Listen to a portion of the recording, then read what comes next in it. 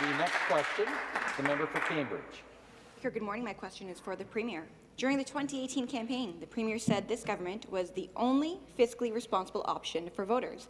He would fix our fiscal mess and put money back in the pockets of taxpayers.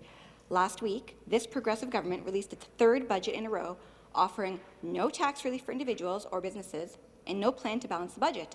Instead, sustained deficits of over $20 billion until 2023-2024, deficits until 2029, and with our province's debt-to-gross domestic product ratio finally eclipsing 50%.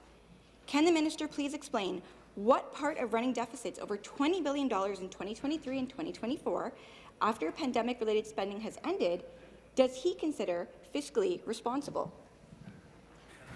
Member for Willowdale and Parliamentary Assistant.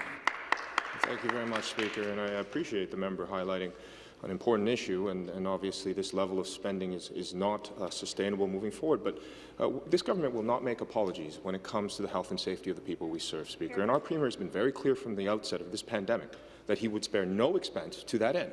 And this budget is another example, our third phase in our $51 billion action plan to get us through COVID-19.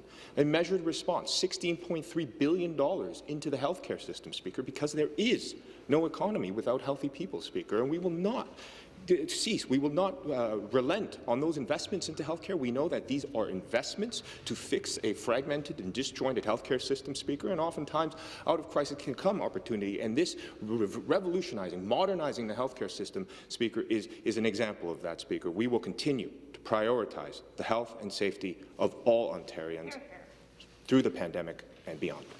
And the supplementary question. Well, it remains that the most recent budget is evidence of yet more promises made and more promises broken by this progressive government.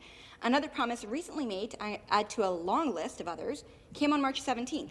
The Premier posted on social media, once the pandemic is over, quote, "We are going to ramp up this economy, the likes of which this province has never seen. We are going to create more jobs, more opportunities, get businesses going so they can thrive and prosper and grow," end quote. Yet, in the government's budget, they predict that in 2023 and 2024, the two fiscal years following the pandemic, government revenues will only grow by 2%. Can the minister explain why, if this government will be implementing pro-growth strategies, they expect such a paltry growth of Ontario's economy after the pandemic? Member for Willowdale. Thank you very much, Speaker. And I know that when you're protecting the health and safety of Ontarians, there's no price tag you can put on accomplishing that goal, of course, Speaker. And there are some that believe that the path back to balance involves austerity measures and cuts to programs and services, and there are others that believe that you need to increase taxes on individuals and small businesses. But this government, Speaker, believes that that's a false choice, that there is a third path, that we can invest and bet on the people of this province, and that's exactly what we're doing, Speaker. We know the growth will return to Ontario. We saw that in our first 2.5 years in government when we saw record job growth, leading not just the country but North America in terms of increasing those revenues to the province. We're modernizing government, improving the programs and services that we offer, Speaker.